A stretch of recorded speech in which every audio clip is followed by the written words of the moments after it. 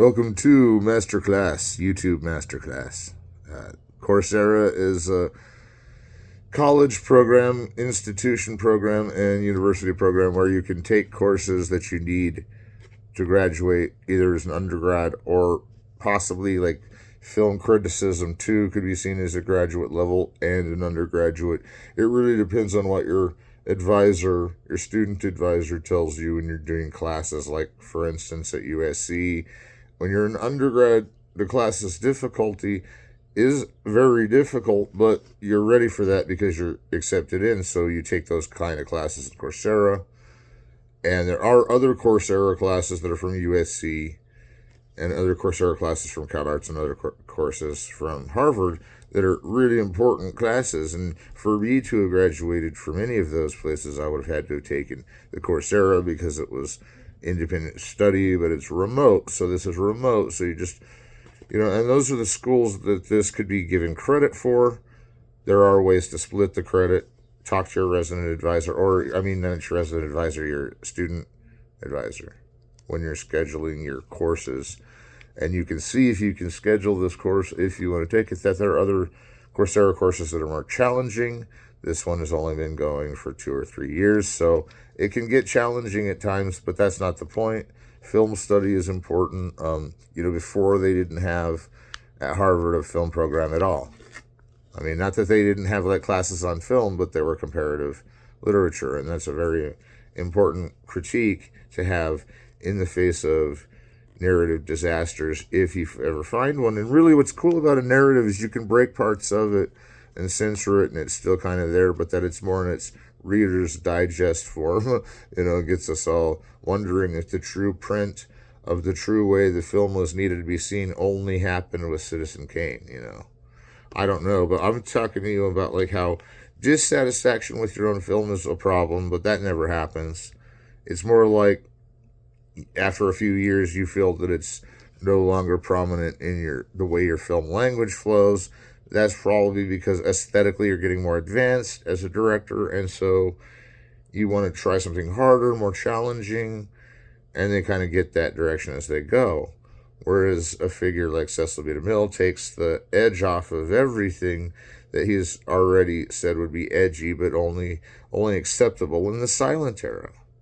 And again, these stories of film are like these little pockets of knowledge that kind of say he was still aesthetically determined, but he held back on the challenging, edgy type, pushed the envelope material, and it kind of burned him in a few years because now we're all looking back and it seems like a silly kids show, the Ten Commandments. I mean, I'm not trying to bag on the movie because it's really beautiful and they show it on TV all the time, and that's because it's lots of colors.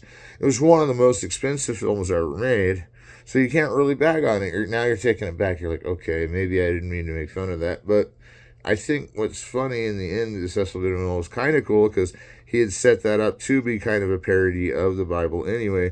Not like to get on anybody's nerves, but all of his films had this kind of tongue-in-cheek quality. And I know it's the wrong kind of tongue-in-cheek. Like, it's like, well, I think it's funny to make fun of the Bible. That is funny, but that he was doing it on the grounds that he was doing a good version of the Bible, I don't know if that fooled people, him being delusional, but ultimately it is in his notes. If you read books on Cecil B. DeMille, he was trying to make it kind of a sleaze fest.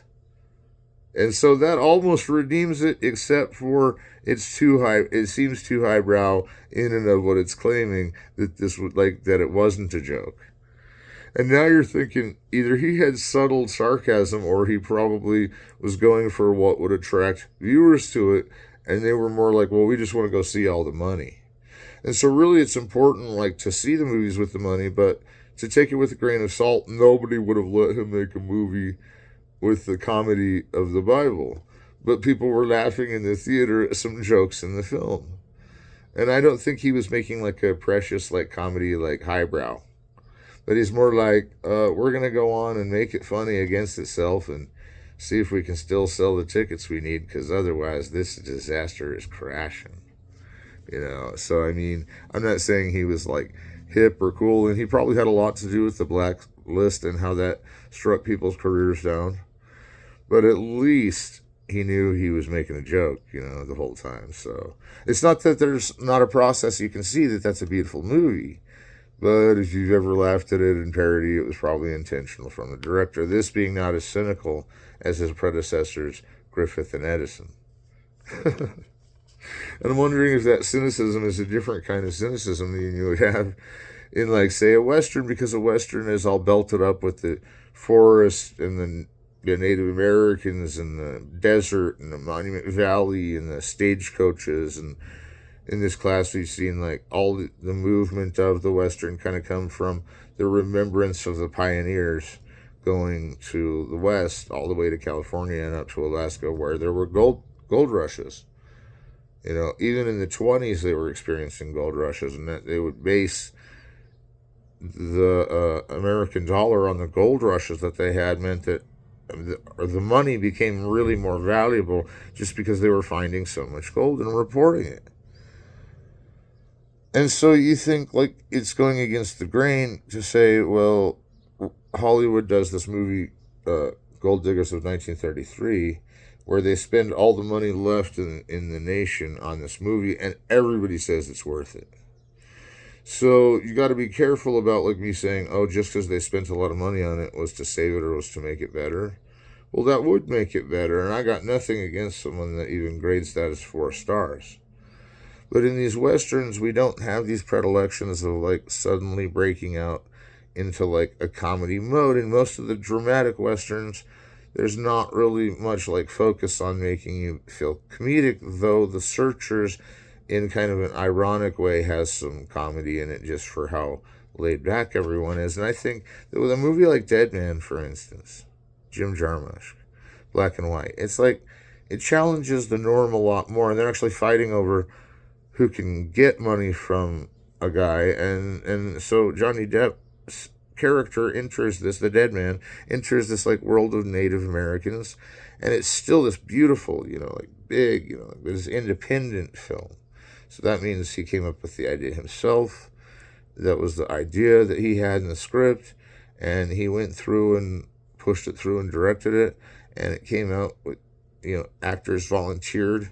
They don't always, and so there's this whole thing where they seem to be looking off in the distance sometimes and thinking, and that's not always the way the Western is until you get to, like, Dead Man and Unforgiven, and then they kind of have this contemplative feel to it, although The Good, the Bad, and the Ugly does have that contemplative feel too. It's just the American version has the montage going almost faster than the long takes can handle. So I don't know how they do that anyway, but it's to, like, make time elastic. You push forward on time one way and you kind of stretch back, and you're like, well, not very long has passed, but a long time has passed. It's like, so the point is that these Westerns don't have the pretension of being like these kind of already dated qualities of only Hollywood classical cinema, and that's an advantage, is that they've transitioned all through to the present time.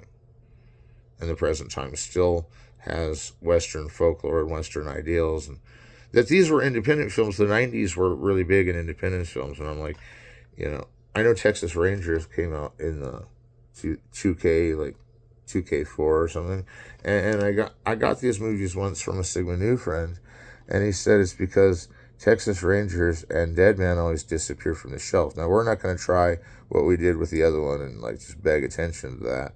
But look, it's because it always comes back because they're seeing that the Dead Man and the Texas Rangers are any alike? No, but they're two separate kinds of adventure Westerns, all the way up to the present.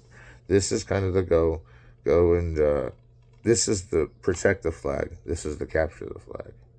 And why I say that is because that's a drill at West Point, which is brought up in both these movies, and usually is when it's Civil War connected or anti-fascist type Western, because the Cowboys, remember, were against the fascist wrestlers, and there were all these questions of World War II and Vietnam that were kind of accepted back into the Western. And it seems that these films aren't really flimsy at all, that they're big budgeted action films that could totally set artistic standards higher for the Westerns and really some of the most recent ones to set goals for the Westerns. And that Dead Man's in black and white, I mean, you'd have to be an independent director to get that done. And that it's still commercial is only because then they re-release it, and they know there's still fans of Westerns out there, and they love like the new experiments off of them, because The Man Who Shot Liberty Valance is really modern. I mean, it's caught up to where we are in our language today, with films showing a flashback that might add more evidence that the wrong guy shot the wrong guy is a totally really weird proclivity because you're like, well, that means every flashback is different than the other one, so it's the story retold as many times, like Rashomon, and Rashomon's here in the modern of it all, saying we need the same story told 4 times, and it happens differently each time. And so there's like the Stanley Kubrick, The Killing, and then before The Man Who Shot Liberty Valance, and then it's like Film Club, here we go. The Killing comes out, and it's 4 to end. So is The Man Who Shot Liberty Valance, and there's 4 plots almost, because it's the same plot over and over, told differently. So that means it's a different plot, because it's like the unplot. It's like, and I think that's a good thing. I think the challenge of making a Western is already where you've got your guns, you've got your horses, you got your, female cast, you got your male cast, you got your shootouts. All of those are difficult to film. So with like Death Street Rides Again in the Hollywood Classical Era, or Winchester 73, it's all about finding the gun battles. And if you find the gun, and that goes on with High Noon and even Shane, which I've got Shane's box right here, the DVD, and it's like in these classical ones, all the way from Death Street Rides Again to Shane, you kind of have this idea of a hero as a cowboy, and that they're fighting fascists. Always is like looked at in these movies, and I can't remember Van Heflin. Yeah, that was the kid, but there's Jack Palance is in this, the guy from Contempt. And you're like, well, I mean, he went and did Contempt after this in France, but like that Jack Palance is later in a comedy Western. This is weird because Shane is the one where you see from a little kid's eyes, and there's always this fascist Jack Palance character who's later in Judge Roy Hill The Life and Times of Judge Roy Bean. And it wasn't George Roy Hill that did it. It was John Huston. Excuse me on that one. And the point is that if Alan Ladd fights the fascists, he takes care of the kid, and that's totally a point that hasn't been in again since the Cowboys and others, about the youth and the Old West, and how it's even in The Yearling, which is not even a Western, the kid kind of suffers from the nature of reality, and we all learn the lesson that even if you try to avoid the nature of reality, that's why it's the nature, or if you go for it, it'll still happen anyway, and then you can feel a little bit better, But I'm not saying that like all these takes on guns aren't like totally dramatic and Shane, because he always is polishing his gun. Like if you look at Winchester 73, Jimmy Stewart is always polishing his gun, and they polish it, and like besides it being like a protective force, that's what everybody views it as, rather than the Cowboys and the real Old West would have been like more at war with each other long after the Civil War, just each other's plantations or whatever. But these guys are like these noble heroes that come out of the woodwork, and they're totally like a Destry type, and they, Rides Again, like I said, symbols that he must have ridden before, which means it seems like this ongoing serial, or that Shane is this ongoing superhero that's going to go to TV and do even more things good for people. And his good thing for people is that he can gun someone down, like in the heart of it. And that's just what the kid is hinting at needing, because the kid is looking around, and Jack Palance is here, and that kid gonna get shot, dude. I mean, if he has to come with him to the bar, he's gonna get shot. Or Shane wants to show off that he's gonna blow him away. Now, these seem really ragged ways of explaining a soft movie like this, but I'm sorry, like, Jack Palance is scary, and like, it's a character. It's not really him, though. And again, Western heroes and Western villains live longer than everybody else, because they know what it's like to have an accidental shot go into them. Or no, it's not that really. It's more like that they had to do it in stunt double classes when they started out as actors. That goes for everybody in Hollywood. It's like whatever, you have to go through stunt double practice. I mean, that's a given, right? So if he was, so if he's already shot at, they might be using real bullets in the film. That the director probably didn't have anyone at danger as part of the reason they live so long, not because they can take a bullet, because they stunt the doubles just in the way they need to do, and that makes it to where they're not really angry at the actor and setting them up for something like death at the end. And that's never happened but once or twice. And really nobody was punished for it because it's like, we just had, an atrocious argument, guys. But you don't want to lose like a big property either. But like if a big property is gonna, you don't even want to know. If it's gonna be like a big property and that like comes along and like pushes the other out of the way, that's one thing, and that never happens. But if they had like a quarrel offset somewhere else, like some like stagehand with a stagehand, and they had a gun duel, like it wouldn't be as bad as like someone getting their back and getting hit by a bullet that was more valuable. And that's one of the things that people always think movies are classist, because they think they're only casting like the rich. Well, there's a lot of an apparatus in their hand, and just because they're rich doesn't mean you can like shoot someone on the set, So then everybody, it falls on the director and whatever else, and that's not what this film is about. I'm just saying it would have been about that if it was less crumbling, like super epic about like the guy we had to kill in the movie. Like that doesn't even happen theoretically, because that's more of like determination of life. Arts and sciences, as they evolve throughout the years, and biology and everything determines when the end of your life is, even though it seems like it was an accidental catastrophe in your paranoid mind or whatever. No, not really. The stagehands did really get in a fight. Well, one of them is going to have to go.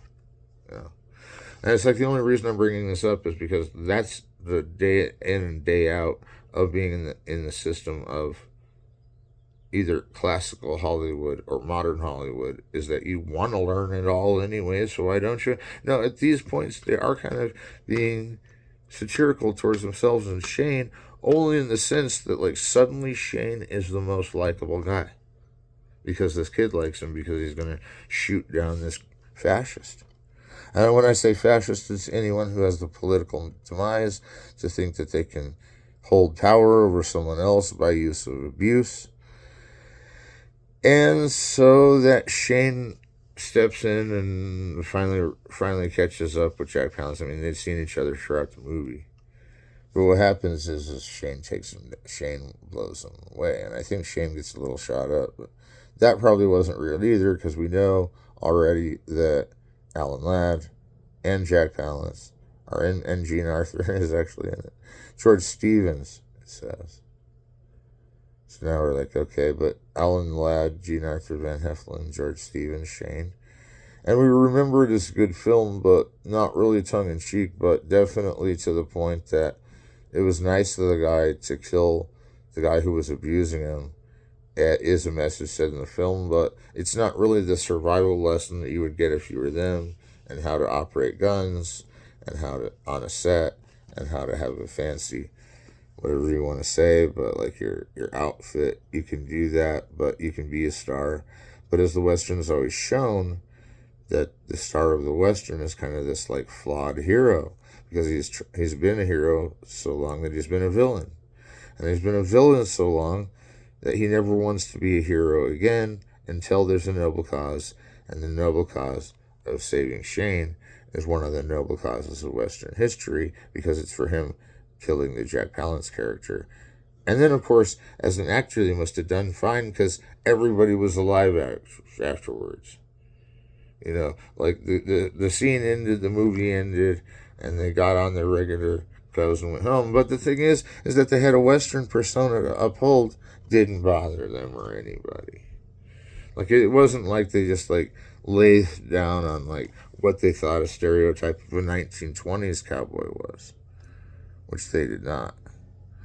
So I feel, even at that point, that we all know the movie ends and they weren't really shooting at each other. that it looked like they were, could have been editing, or they were in the same shot and they had blanks. Either way, we're not supposed to ask how they do it, because then people would try it at home and they wouldn't have the training and they would shoot each other. But in the streets as it was of America, there weren't a lot of mass shootings back in the era of the Westerns, and it's kind of wild because they never promoted that, and the actor always lived. I mean, if there was a mass shooting somewhere, you'd want to know so you wouldn't go into it usually. I mean, nobody usually goes into it like a hero except for whoever goes to those, responds to those. So I know that's really controversial because you're saying there's still sometimes people that are so abused by fascists that they just want to hire the biggest dude and they feel like a little kid. And that's where the whole inner child of Shane kind of goes in. Like, it's Shane's inner child because he doesn't think he's any good anymore. When he comes onto the plantation, he's like, well, I don't see myself as a positive role model. I mean, but then the only thing he does that's illegal or out of nowhere is that he kills that guy that the kid wants him to. And it's like the kid wants him to is already weird, because why would you want to kill some guy anyway that was abusive? Because there's just going to come along another, as Shane is kind of telling him. But it's not really dark in the sense that the Shane character by Alan Ladd kills him, because not that you really predicted it, you're feeling relieved too. So that George Stevens has taken the propaganda of the film and made us like the killers. This time the killers have to kill for a noble cause, which may be justice, which we all find justice in a little kid having his abductor taken out of history. Whether as the movie puts it back in history, not really, because it makes him seem even more, possibly less evil. That's not the point. The point is that you stage it around a narrative which may or may not be fiction, but it is sort of here, because it could be pieced together from frontier stories, pioneer stories, and you kind of link it out into, this is how long a few days go by in the pacing of this movie, and so he's got the cowboy hat, and he's going to gun down another guy, which he may have already needed to. He was just using the kid thing as a pretense, but the kid is going to miss him, because he's the one guy that stuck up for his crime, but he wasn't really in that mindset to stick up for crime. That's pretty complex. And I know there's some flair in this movie with the guns and with the outfits, and that everybody's in on it, type attitude, and we know we're going to kill this guy. We don't want the kid to see. We want the kid to escape. And really, like, even today, someone would be pissed if you, even at the kid for, giving him the idea of killing him. So now you've got kind of this scapegoat, and ethics go skew. Because now we're like, well, he saved the kid, but how do we know he would have killed the kid? And we're like, that Van Heflin plays. And I think it's really weird that the kid gets priority in his vision throughout the film if he's just to be set up and killed by this guy, or if they can really take care of it, because they've all witnessed him abusing him and they're telling him he's exaggerating. This is interesting, because now it's like the dude that does no right is still to his friends doing no right, but he does right for the kid, and we're still cheering for him. But if we are, we have to think back of our cynicism, and that the kid's doing this all to get him killed. But that he would have killed the guy otherwise, not really because he was poking around for the kid, but for his own idea, kind of gets established. But the kid really misses him. So it wasn't like there were two abusers coming after him. And I like how all of a sudden there's a wrong or right to anything, because George Stevens is kind of tricking us into thinking that, they're really, as if there'd really be a right or wrong to this. You can't go into it thinking, but he did use the imagery and editing to have you, in the last of the film, have sympathy for Shane and the little kid, because it seems like they've kind of been friendly, in a good way. They're friends, positive, and now it's like they killed together. So now he's got to grow up. But it's not viewed as that. It's like, you never have to grow up, is something Shane would say. You just have to be me as a kid. And that's his inner child, because now he's like, it would have totally satisfied my inner child to get rid of that component that was not going right.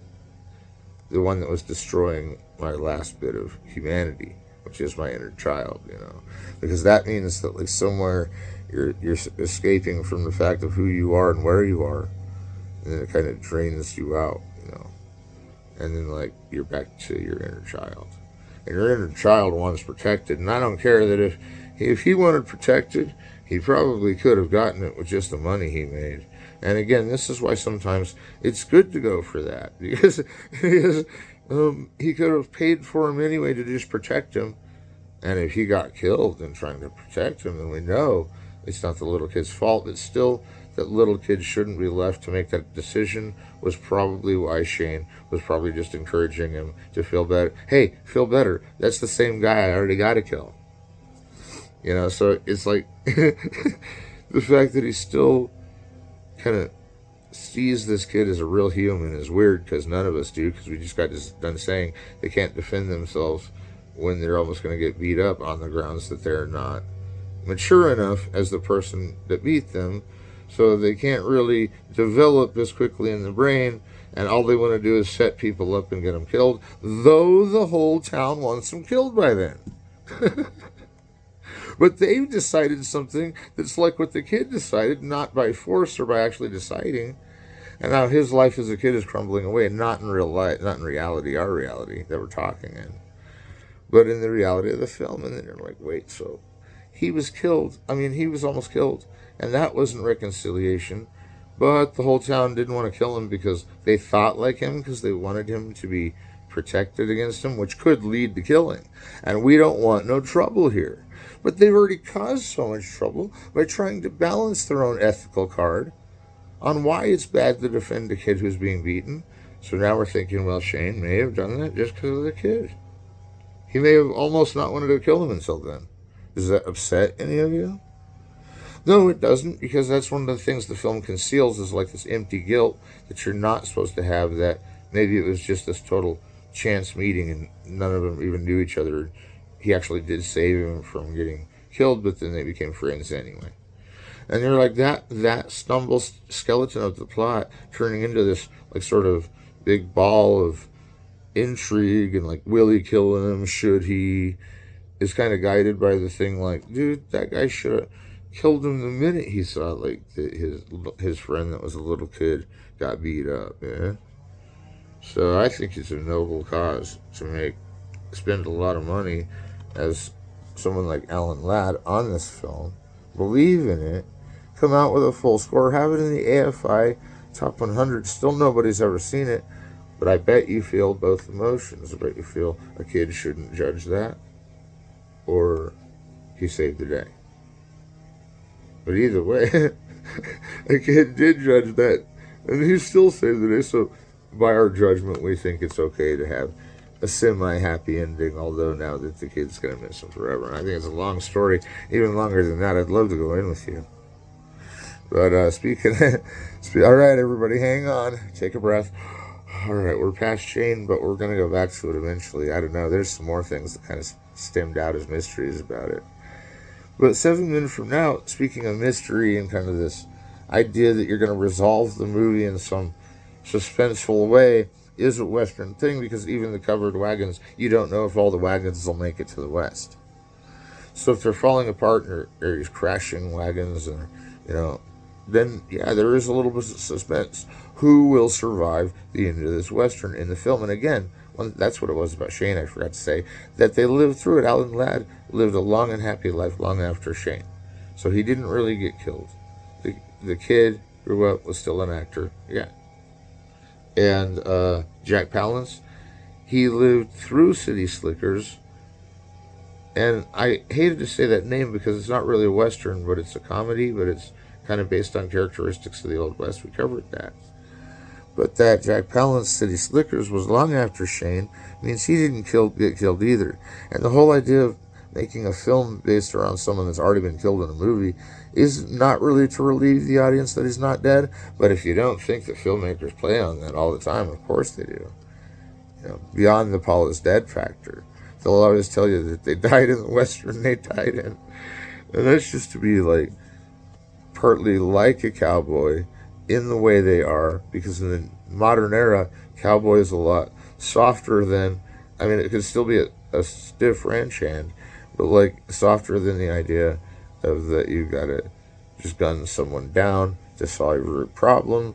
But that's not because they're less any tough or don't drink as much, or they're like rock stars when they're movie star cowboys. They walk around and they show their.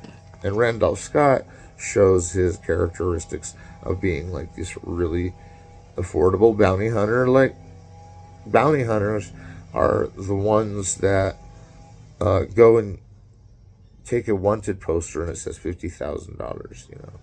And so that's a lot back then. That's like a lot more. So then they go and kill the one for the wanted badge and come back. But that's like kind of childish to think that they would find a poster, find a wanted poster, go be as a bounty hunter and catch the guy. But that's only childish in our image, that bounty hunting is something that you can take for granted in the terms of not existing really, except in the Western or like the Star Wars movies. And what's weird about that is that, like, you would think it would be a commendable job in today's times, and not because they look bad in those times, but because the 50s show us that there were bounty hunters long before. And if you go back to television, you know, again, even the Sam Peckinpah TV, it was like they were bounty hunters in that. And then all the way to Django Unchained, there's a bounty hunter, he's a hero, and the rest is purposeful, but that's a Western. That 7 Men from Now is about one of those bounty hunters that needs to get through all the different, you know, territories, like the Arizona territory and the Colorado territory, which are movies, by the way. And they're movies about like the Old West, but in a very like kind of held back but pushed version. Like Colorado territory is almost film noir, but it's a Western. Winchester 73 is not quite film noir, but you can see it being seamy. And this one's seamy, 7 Men from Now. This is really hard to find. That my professor found this a long time ago, or my teacher and filmmaker friend got me this movie, and it's really beautiful, and it's hard to track down, and that's because it's Bud Buddicker, and he's one of those guys that Martin Scorsese talks about in his history of movies as being an outlaw, maverick kind of director. Like, he's got influence over the Western world, and these are some of the movies that disappear because people forget that they're even movies because they're so rare. Not that they weren't big hits at the time they were released.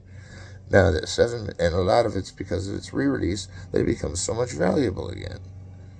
So, you know, never distract someone on a re-release. But that it's only governed for people that can find it, that's kind of true about everything, but that's not really the point. The point is, it's such a great movie that it feeds into that whole 7 Samurai and Magnificent 7 movies so easily and well. Because the thing is the 7 number is going to start with 7 Samurai. I mean, I know that A Bug's Life kind of concludes that mission of the Grail, but Akira Kurosawa doing movies like 7 Samurai is like a way for him to show the movies all over the world after World War II, hey, this is what we do for a living. We base samurai films on your Westerns. And going back, there's probably samurai films after the Cowboys of the Silent Era, because they did the sumo wrestling first in Sanshiro Sugata by Kurosawa, and we all know he was kind of a samurai filmer. But that Yugetsu by Mizoguchi is coming out in the 50s. That there have been a lot of samurai movies, we know, but samurai movies is a worldwide interest. May not have happened till 7 Samurai because it's the biggest one, it's the wildest one. It's like a Western but with samurais. And the Jedi Geki is a way to say samurai film, and that's kind of this genre where you have the weapons, you have the armor, you have of a samurai, you're on a horse, you know, you're in battle with the other samurai. And that these were Ronin, or 47 Ronin could show us that in the 40s, Mizoguchi is already making samurai films. And they're already affecting people in a dramatic way. Like, and when I say that, their lives turn to kind of this reflective nature and go, huh, that really is the way a samurai had to live. That's interesting. And just that is enough to settle what the reason for cinema is, because we will go into a movie uninformed as to what a samurai is, thinking it's this, that. And that it doesn't exactly resemble the cowboy. I mean, tell that to A Fistful of Dollars, Yojimbo, and Last Man Standing. And those are all Akira Kurosawa scripts. and that they're all, I've said this before on Masterclass, and that they're all connected by the fact that they're based on the same story of the samurai that plays for both sides of the war in the town, and then that's how he has them fight against each other. But they were fighting against each other already, which is the real clutch of Jimbo. Is that you're like, so we got them to fight each other, and they were fighting already. Well, that's how he got it to get going faster. That's actually because the movie's lagging. No, it isn't that. Movies never lag. If they stop and freeze in something, there's a reason why. So you better look around in the movie and see what it is. But if he was like, suddenly I'll do a mass exodus of us. And that's what I'm saying is if this is coming out at the same time as 10 Commandments, then you can see why there were better producers and better directors like John Ford and Howard Hawks and George Stevens and Bud Buddicker. But that Bud Buddicker was only a director of Westerns is really kind of weird because he also made bullfighting movies with like the American bullfighting, whatever. That can be country, but some people would boo, but that they don't kill the bull at the end, it's bull riding. See? And I don't think that bull riders and bullfighters really compare like samurai and cowboys don't, but they kind of don't. But that they've made the comparison, not just on a John Ford level, with Seven Men from Now, a Bud Buddicker level, and then Seven Samurai before that, causing this interest in these sort of 7 guys, because it's a building of the spiritual essence of the Samurai Forge is to have 7 samurais, because really there's more than 7 in the movie. But like if you take the 7 that belong in a group together, then you've got these real sensitive poetries of even where we get the Wild Bunch, which seems to be a hard name and is, but then it's kind of poetic in the sense that these violences through the movie are like done like really epically, and we feel on the side of those who win because that was the nature of the dominion of the samurais. Whoever's alive is really the strongest one, not really how many survive are the strongest. And so the 7 Men from Now is where Randolph Scott's character goes down, has to kill through these deserts these different kind of fascist leaders again. And that they're fascists in the Kurosawa, that they're fascists in Jimbo and 7 Samurai that are the enemy. The problem with it is the heroes always end up maintaining their power with physical affront. And it's usually after they've already been attacked. And so this is all after the fact when he has to go clean up the dudes that are still needing bounty hunted and still not coming back to the town and still not helping anybody, so he has to go destroy them. I mean, it's really flimsy reasoning that he'd have to... And this guy, Randolph Scott, Bud Buddicker, they're always heroes. But now he's got to go clean up a bounty hunter mess and come out looking like they played or something. He's going to have to go kill 7 people immediately, and those were the 7 people that he knew were grouped against him, whether he had spirituality or not. And I don't think that it was like... I don't think it was required for a church to get destroyed in the Western generation. I think that was more of a rumor of Little House on the Prairie when they got their town destroyed and we all got struck down as kids. And it's like the guys still get killed in brutaler and more unnecessary reasoning, which kind of throws me back to Shane saying we kind of think it's necessary reasoning in all Westerns if the hero or once had been hero, even though now kind of enamored by his lack of heroism and all that he's done, is because they have to fight back. And when they fight back, they look bad to some people's sensibilities even as time goes on, because if you fight back even, then you're not being Obi-Wan Kenobi and letting them drop you and then turning into the spirit essence. Because really, that wasn't the point. Did he know he was going to get dropped? And then, does Jedi violence lead us to, Star Wars, and that's why we go to war? But if we use anything that hurts the other guy, we're suddenly killers like them. I'm going to have to research that one a little bit, because they're coming, someone come to kill me. I wouldn't necessarily kill him. I'd assess the situation. And if I needed to go down, I'd curse him with some haunted Vex, but I don't really, if I needed to be taken out and that was somebody else's view, then they might just have that view. And I'm not even comparing it to me. I'm talking about how we all feel like these Westerns are real, but then we don't ever put those questions of the cowboy metaphysics on the character, thinking it may disturb the actor that played the part. You know what? If it does, just don't do it. But I don't think anyone really wants to hear, like, well, he wasn't supposed to die and they were, and that's how the script was written. But that's kind of how these characters are written in these films, because the old cowboys wouldn't have really discriminated against who they messed with or not, except that there were some groups that were more fascist than them. And I'm sorry that everything has to be built on this paradigm of more fascist or less fascist, but don't you think you'd want to stand up for the less fascist? Because they're usually the ones getting beat, you know. And then you got like Braveheart going, well, like, we won the war, but we all had to kind of become fascists, and then we went down the least fascist because we took the blow. But that's a really sad way to have to judge things, because I don't think you're a fascist. Personally, me, Dr. Aaron Sheley, I don't think you're a fascist just because you have to fight in war. I think that it's more of not just a symptom of your society always. It's more proof that those with all the weapons that are on the wrong side of the ethics, maybe, were the ones that we're going to lose eventually, because they're on the wrong side of ethics, and that means their machines will probably explode on them because they don't know how to operate them, because we asked them to, and they do everything opposite of us. I mean, there's some real insensitive things, like in The Good, the Bad, and the Ugly, that are about the decay of society and people failing all around us. But then to kill one guy that's even more fascist than anyone, even in those films, is kind of this identity crisis that we're all having with, man, maybe we shouldn't have laid that burden on them that was already laid on them in the film. So maybe we should just be nice that they're still alive and that they feel better having known that the non-existence of meaninglessness doesn't change that you don't have any pain after you die. And I'm not saying that in a cynical way. I'm saying that, like, we all know that, like, heaven is only there for us in the afterlife if we suffered so much in this earth, but not by our own hand. And I'm not judging anyone's ethics. I'm just saying someone that has to use power to maintain power is different than someone that's defending their life from that.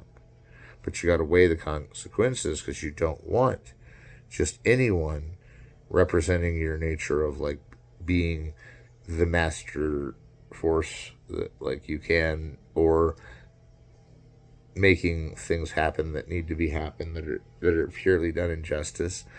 Or it's like that intolerance thing where it's like there's no justice and we all get hanged unless the governor says no. You know, so I think we've really got to admit as a generation that we don't. I mean, it's one thing that we don't care what anybody does politically, but if someone political started moving in on you, and we're always scared of the outsiders, what they're saying, but we're really scared of fascists, that's when you call a modern day bounty hunter. But since no one admits to being it, then I'm going to say there aren't any, because, like, it's a metaphor of the Old West. That we don't put the metaphysic on them is because they've probably dealt with that issue in their life.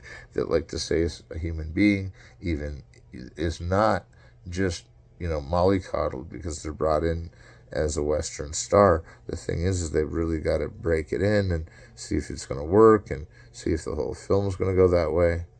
And Bud Boddicker is such essential to detail of the Old West in film, even from his bull riding movies, that you're like, okay, this is essential. Essential Western becomes hard to find through cult following. No, the cult following didn't make it hard to find. They made it possible to find. That's where the archives even come from of these old movies, is that, like, the cult of the film will spring forth that their last copy is damaged, you know? And so they'll just pay, you know, if they're lucky, they'd be like me and catch on to the guys that wanted to pay money to restore everything, you know, like D.W. Griffith. But sometimes you have to do it yourself, even if you're a cult buff and don't want to get too into movies. But that happens is a phenomenon of cinema that kind of makes me enjoy things, whether it's an ethical choice or not. It might be aesthetic, because they might need these films to be artistic in the way that they want them to live forever, even as a film. So I don't have much time left to talk to you. In fact, I'm running really out of time, but I'm not done yet in saying that a Western is a way to convey the image of the star in a way that's falling apart, not really in his life, but can do that in the acting. So don't worry about John Wayne after The Searchers. It'd be a joke because of just saying, well, I wasn't, but he was acting kind of, off kilter. And that's like the nicest way to say, we know John Wayne didn't go insane. He was acting. And that's why Howard Hawks liked that film so much, because he was trying to get him to do that, not really act like he was insane or a madman, but kind of lose his temper in ways he didn't really in real life. And you can totally tell that in The Man Who Shot Liberty Valance, because you can see John Wayne is essentially profundantly like samurai-ly, like let's respect the joys of nature mode, and he's totally like acceptable in his sanity in that film. So we watch these other films and then we compare them all to each other, and we're like, I like the one that proves he's insane, would somebody say? That would be an error in their judgment, because if you're playing someone insane, doesn't mean you are as an actor. And that actors already know that, and they don't really take for granted. They just forget to explain, hey, this is some character I'm playing. Not really. That's not the way glibly they would say it. But I don't know what they would say personally. I'd be like, I never judge an actor by their films unless they ask me to in the special edition. And when I say I heard special edition, that means the DVD has some like director's cut interview on it. And so even then I can't really go through and tell you what I've seen there, because those might be personally qualified for me only. And for your ears, I'd like to say it's a good thing we talked about that, but there's something I've got to announce about the Western class. If you're taking this course for credits and you want to do that because it's cinema, that's fine, but you don't have to take this course if you don't like Westerns. And we're not going to kick you out if you do, because we see the point of some of those kitsch kind of Westerns, like Blazing Saddles, even protecting the idea that real Westerns are important and they're going to blow apart the genre to show people how much they're going to miss it. And I know that seems clumsy and erratic, but it's not. It's fearful and forward we go. But that one thing that's even similar about Blazing Saddles is the fascists descend, and they have to stop them. And by fascists, I mean these guys, like especially in Unforgiven, like with some of the actors and their characters played, and they're like explaining. Clint Eastwood's character explains what a fascist is and why we've got to destroy it. Now we're already climbing the ethical ladder again, but it's going to get us all killed. Diminishes the whole project to nothing, and that's not really funny, because then you're like, extinction. There it is. The whole game ended. Only it's not. Usually they're alive, walking back into the sunset to go cause more problems, but only as a character in the film. But then you get these twisted tales of supposedly the two guys that ever got shot in a movie, and everybody blames movies with guns. And I'm not really saying the movies with guns show it as a good thing or a bad thing, because usually, though they can kill with it, it's still a problem because they're not fascists, and now they're going to be in power because they got the best gun, even though the gun is arbitrary compared to the man shooting it in Winchester 73. And so Winchester 73 is this total spoof on guns in general, but it's a big honking gun and blast someone down. I guess we're all going to cheer it on if he's on the anti-fascist side, which gets tricky to think about, but we all know the fascist side is he's destroying things that you own that may be worth less than you, but you got to put a stop to them. That's a chain link of a destructivity that you've got to stop, or you'll be considered insane for not stopping it. And then we'll get into that next time. No, we'll probably go some other direction. Anyway, it's really good that you're hanging out with me and talking about film. And you can send questions my way. It's Dr. Aaron Sheley, YouTube Masterclass. Thank you for coming.